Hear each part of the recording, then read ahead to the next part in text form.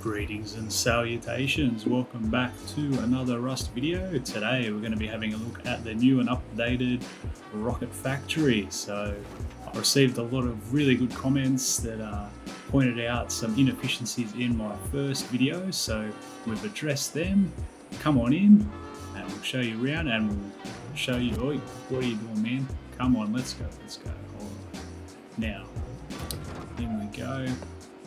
This is just a nice little 2x2 that we've got it set up in, just to demonstrate what a real server application might look like.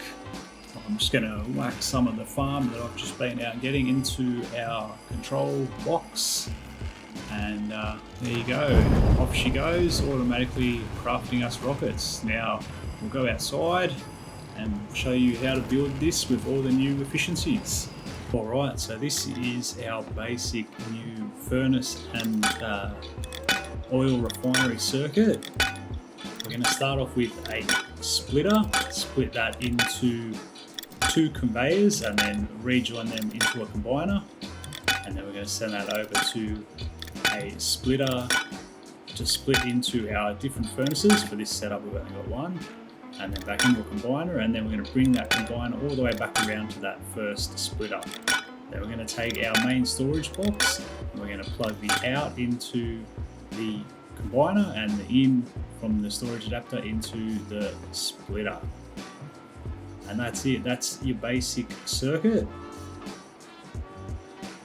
Now it's going to take a total of 5 power to power these conveyors. So we'll branch off 5 power here, put that into the power in of the first conveyor, and then take the electrical pass through down to the power input of the second conveyor. And now we're going to take the filter pass of the bottom conveyor and put it into the turn on the top conveyor. Then the filter fail from the bottom conveyor into the turn off of the top conveyor. So what that's going to do now is, when we put in our filters on the bottom conveyor, which will be the one that passes through all our ore and all of our smelter products, it's going to turn on the wood conveyor. So that's basically letting the system know that there is ore present, so send the wood to start getting burns. Now we're adding all of the ore here, as you can see, and we're adding all of the smelter products. And now we're going to put in some values for our ore that we're putting in, which is basically what the burn rate of the furnace is. For 10 wood you burn 6 metal ore, you burn 3 high quality metal ore, or you burn 12 sulfur. So we're sort of not wasting any wood here. Now we'll just chuck in some ore and whatnot into our box to see that it is indeed transferring over to our furnace, which it is, but it's not lighting yet. So to light the furnace, we need to take the filter pass from our wooden conveyor, and we're going to put that into the toggle on of a timer. And then from our second branch, we're going to branch off 2 power and take that over to our timer, and then put that on the electrical input, and the output we're going to send over to, where is he? He's down here, over to our igniter, which is going to start the furnace.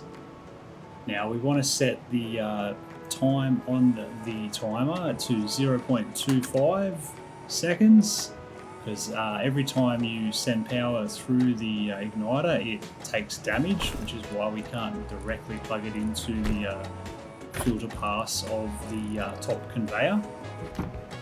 But as you can see now, it's all working. When there's no more ore, it'll stop sending wood and it'll burn out completely, and it'll turn off by itself because there's no wood.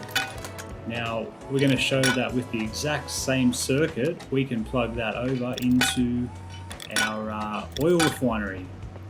All we're going to need to do is just plug that in over here, and as you can see, just plugging it in, and we're just going to have to change the filters. We're going to remove the ore filters, and we're going to put in the refinery filters. So we'll get rid of all of the ore add in the crude oil and the low-grade fuel. There we go, add them in, and we're going to set a value of 5, and the wood should be fine. Turn that on, and we can see that nothing's happening because the igniter was out of range of the oil refinery. So there we go, now it's in range, it kicks off, and that's working fine. And if we want to expand it, we can just add a few more splitters and a few more combiners on each side of the circuit, and we can add more and more, and it'll send the right amounts to all those that we add.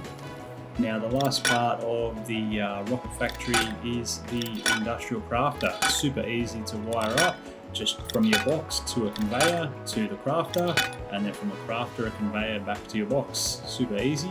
But a question I have been getting a lot in the comments is, how do I get the blueprint for the gunpowder? So you just put your one piece of gunpowder in your bench, and as it says there, it'll cost you 10 scrap to research it for industrial purposes. So that's how you do it. Just get one gunpowder into your research table, and then there you have it, 10 scrap it cost you, and you can just go over and whack that into your industrial crafter.